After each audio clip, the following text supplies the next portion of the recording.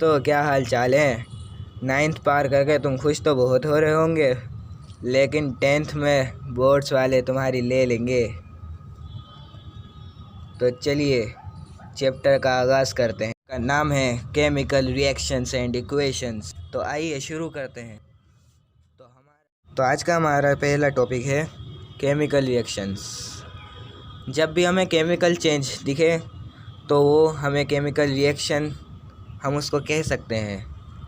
अब जैसा कि मैं जानता हूँ यहाँ पे बहुत कम लोग होंगे जो ये जानते होंगे कि केमिकल चेंज क्या होता है, तो इसलिए उनके लिए जो ये नहीं जानते उनके लिए मैं बता ही देता हूँ।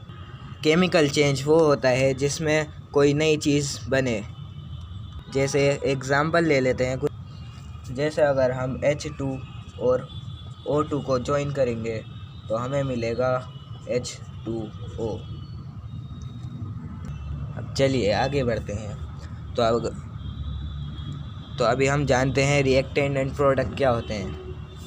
रिएक्टेंट वो होते हैं जो रिएक्शन में भाग लेते हैं, मतलब हिस्सा लेते हैं अपना। जैसे यहाँ पे हमारा H2 और O2 रिएक्टेंट है, और प्रोडक्ट होता है जो हमें इन दोनों के मिलने के बाद मिलेगा। जैसे यहाँ पे हमें H2O मिल रहा है तो हम इसको कहेंगे प्रोडक्ट, और ये हो जाएगा हमारा रिएक्टेंट। अब हम बात करते हैं केमिकल इक्वेशंस की। जब हम केमिकल रिएक्शंस को शॉर्ट फॉर्म में लिखते हैं तो हम उसे केमिकल इक्वेशन कहते हैं। अब जैसे हमें हाइड्रोजन और ऑक्सीजन जब हम मिलाते हैं तो हमें वाटर मिलता है,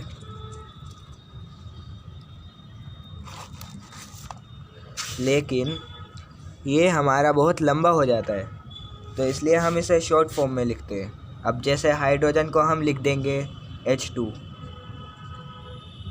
प्लस ऑक्सीजन को हम लिख देंगे O2 और वाटर को लिख देंगे H2O। तो ये हो गई हमारी केमिकल रिएक्शन, और ये हो गई इस केमिकल रिएक्शन की केमिकल इक्वेशन। तो चलिए आगे बढ़ते हैं। अब हम आते हैं बैलेंसिंग पे।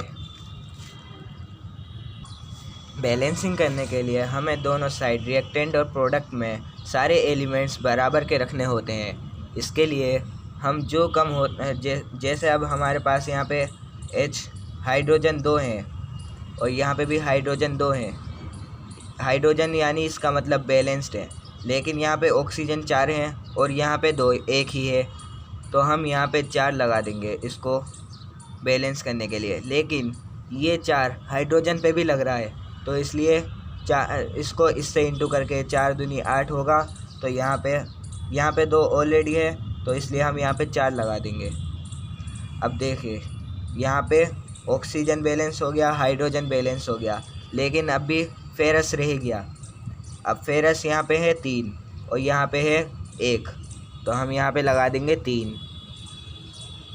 तो अब यहाँ पे हमारा हाइड्रोजन बैलेंस्ड हो गया, ऑक्सीजन बैलेंस्ड हो गया एंड फेरस बैलेंस्ड हो गया।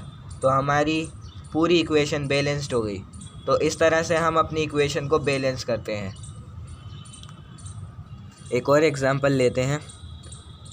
C6H12O6 plus O2 gives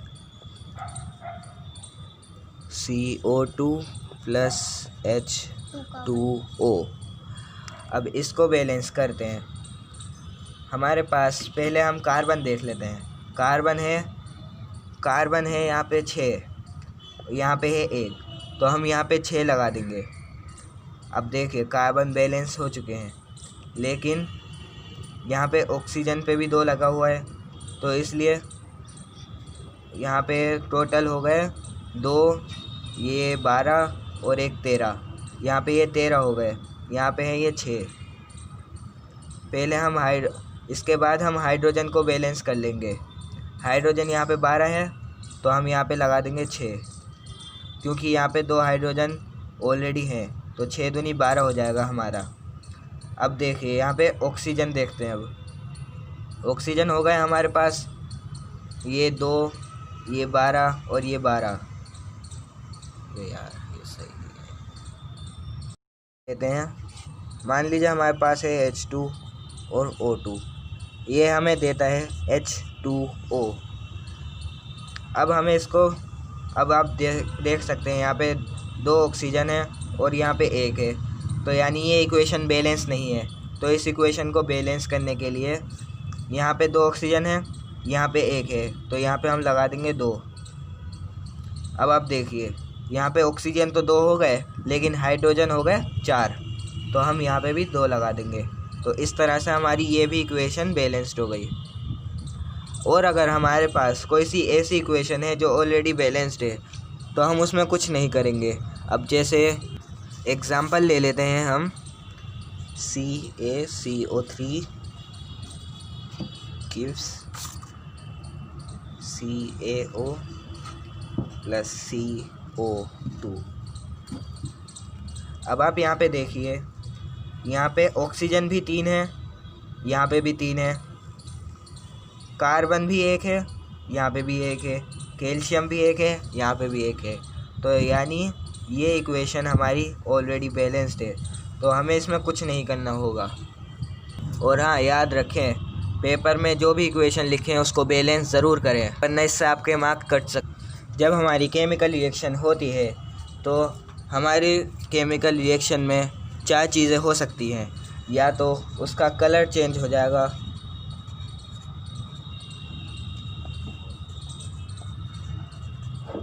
या उसमें उसकी स्टेट चेंज हो जाएगी,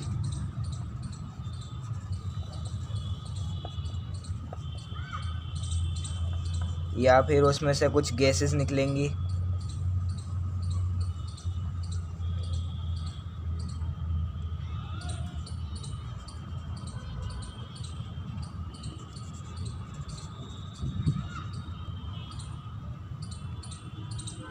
या तो फिर उसका टेम्परेचर चेंज हो जाएगा। तो ये 4 चीज़ें हो सकती हैं एक केमिकल रिएक्शन में। ये चारों भी हो सकती हैं या कोई एक भी हो सकती है। अगर किसी रिएक्शन में ये सारी चीज़ें हो रही हैं तो हम उसे केमिकल रिएक्शन कह सकते हैं। अब आते हैं टाइप्स ऑफ केमिकल रिएक्शंस पे।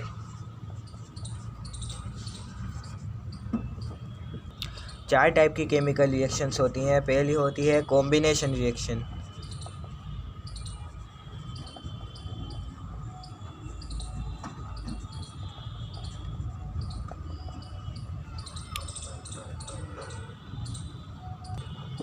ये वो रिएक्शन होती है जिसमें 2 या 2 से ज़्यादा रिएक्टेंट्स मिलके एक प्रोडक्ट बनाते हैं।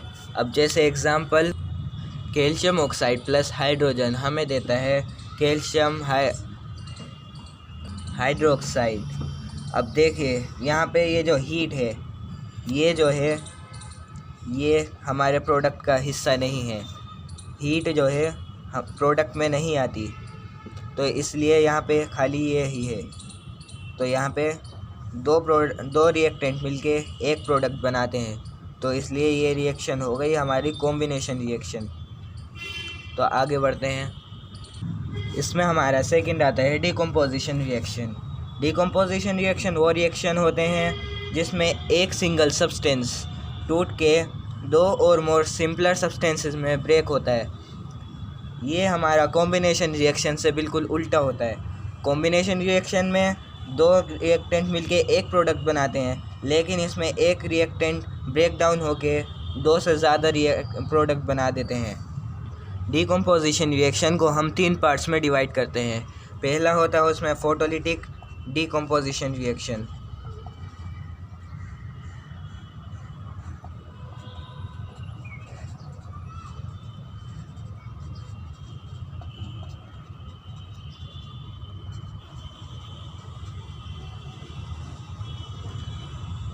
दूसरा होता है थर्मल डिकम्पोजिशन रिएक्शन,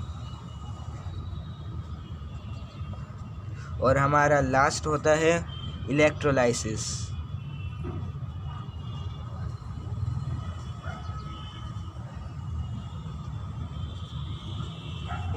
इसको हम इलेक्ट्रोलिटिक भी बोल सकते हैं। तो इसके बारे में हम पढ़ेंगे नेक्स्ट एपिसोड में।